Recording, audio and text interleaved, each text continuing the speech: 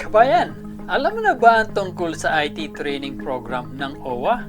Sa training na ito ay mabibigyan kayo ng dagdag na kalaman at impormasyon kung saan pwede ninyong gamitin sa paghahanap ng trabaho. Tandaan na ito ay bukas at libre para sa mga aktibo at hindi aktibong miyembro ng OWA. Kaya kung planong mag-apply para sa isang job post dito o sa ibang bansa, o may kilala kang gumawa nito, ang video ito ay gagabayan ka sa proseso ng pag-apply. Sa video ito ay pag-uusapan natin ang mga sumusunod. Kung ano ang OWA IT Training Program, ano ang mga benefits, qualification, at requirements ng OWA IT Training Program. Lahat ng yan at iba pang mahahalagang impormasyon ay ating pag-uusapan sa video ito.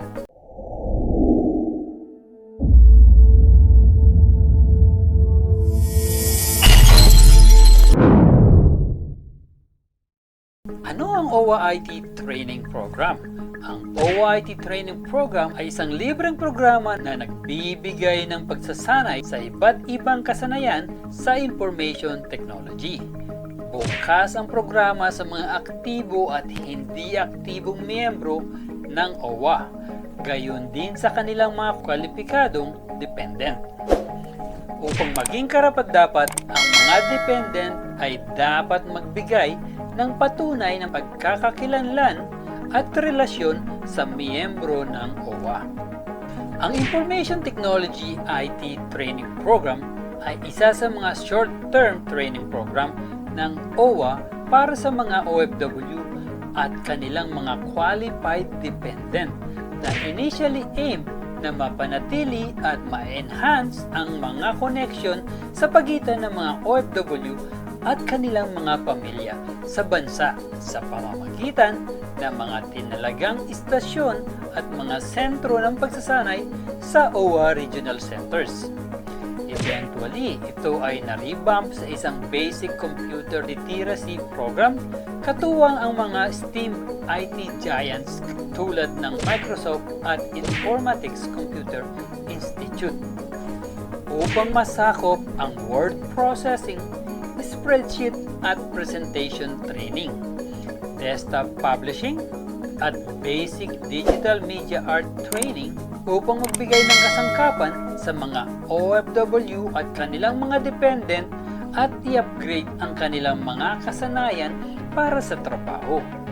Tandaan na ito ay bukas at libre para sa mga aktibo at hindi aktibong miyembro ng OWA. Kaya kung plano mong mag-apply para sa isang job post dito o sa ibang bansa, o may kakilala kang gumawa nito, ang video ito ay gagabayan ka sa pagproseso ng pag-apply.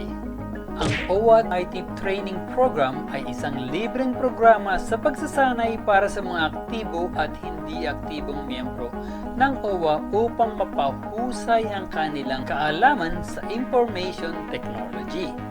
Ito ay upang matulungan ang mga mag-aaral na mabigyan ng isang komprehensibong pundasyon na mga pangunahing kasanayan at technology application upang matugunan nila ang mga pangangailangan para sa office automation at iba pang kaugnayan sa larangan.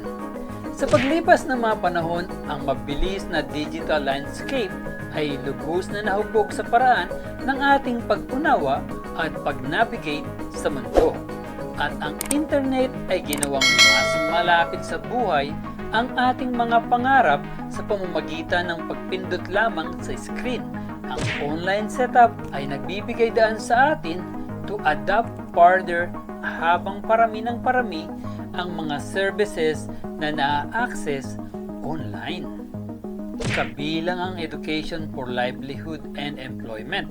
Ang Overseas Workers Welfare Administration ay isa lamang sa mga institusyon na nagbukas ng mga naturang benepisyo sa pamamagitan ng kanilang Information Technology Training Program. Ano ang mga benefits ng OWA IT Training Program? Ang IT Training Application Process ay walang bayad. Ito ay para sa iyong benefits. Ang mga aprobadong aplikante ay entitled sa training program ng libre, kaya't ito ay katulad ng isang scholarship program. Maaari mo ding piliin ang informatics branch na pinakamalapit sa inyo o ang available na OWA Regional o Satellite Office para sa lokasyon ng iyong pagsasanay. Ano ang mga qualification ng OWA IT Training Program? Ang programa ito ay bukas para sa mga aktibo at hindi aktibong miyembro ng OWA at kanilang mga qualified dependents. Ang isang dependent ay itinuturing na kwalipikado kung siya ay alinman sa mga sumusunod na binibigay na patunay ng pagkakakilanlan at relasyon sa miyembro ng OFW. Kung ang miyembro ng OFW ay may asawa o nag-iisang magulang, ang asawa ng OFW member o single child kahit isang high school graduate at hindi lalampas sa 20 years old. Kung single ang OFW member, isang kapatid, walang asawa, at least high school graduate at hindi lalampas sa 20 years old.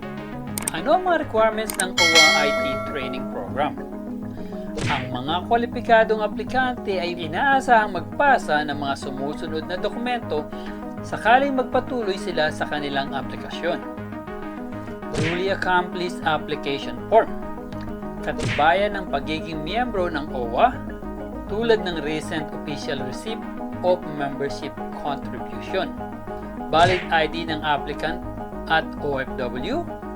Patunay ng relasyon ng aplikante sa OFW. Paano mag-avail ng OWA IT Training Program? Sa pagkumpleto ng mga documentary requirements, maaaring ituloy ng mga aplikante ang kanilang aplikasyon sa pamamagitan ng mga sumusunod na hakbang.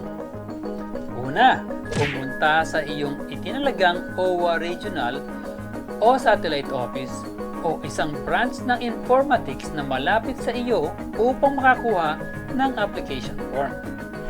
Pangalawa, unahan ang kinakailangang impormasyon at mag-attach ng kopya ng bawat documentary requirements.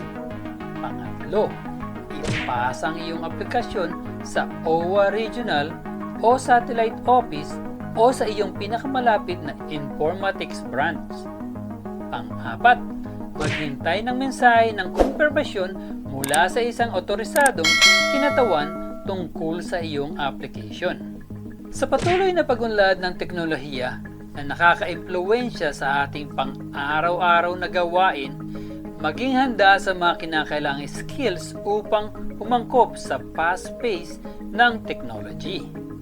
Tiyak na akma ang IT training program ng OWA para sa ating mga OFW at sa kanilang mga dependent na gustong umunlad ang kanilang game para sa trabaho. Para sa karagdagang impormasyon sa OWA IT training at iba pang panandaliang programa, maaari mong bisitahin ang kanilang website www.owa.gov.ph o ang kanilang Facebook page sa www.facebook.com/OWA-official. Maaari mo ring i-download ang OWA mobile app upang suriin at mapanatili ang iyong membership at manatiling konektado sa komunidad ng OWA. Ayun lamang po mga kabayan, sa video ito ay napag-usapan natin ang mga sumusunod. Kung ano ang OWA IT Training Program, ano ang mga benefits, qualification at mga requirements ng OWA IT Training Program. Panatilihin at laging alamin ang mga benefits na nararapat sa iyo. Kaya kabayan, upang maging updated ka palagi sa mga latest update sa mga OFW benefits at iba pang mga balita tungkol sa mga OFW, mag-subscribe lamang po sa channel ko. For more information, just visit our YouTube channel. See you in my next video. Para sa kalaman ng lahat na ang Recruit PH ay may live stream every month na kung saan ay mag-i-enjoy na kayo at magkakaroon pa kayo ng chance na manalo ng 10,000 pesos. Meron itong Early Birds Raffle, isang tanong isang sagot, raffle, at bingo na kung saan ay may jackpot prize na 10,000 pesos.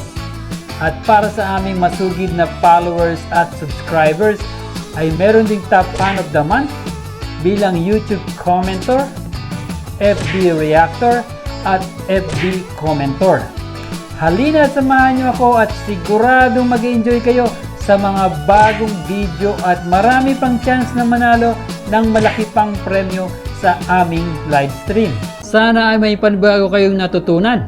Please abangan ang aming mga susunod pang mga video at sigurado mag-enjoy kayo at marami kayong matututunan.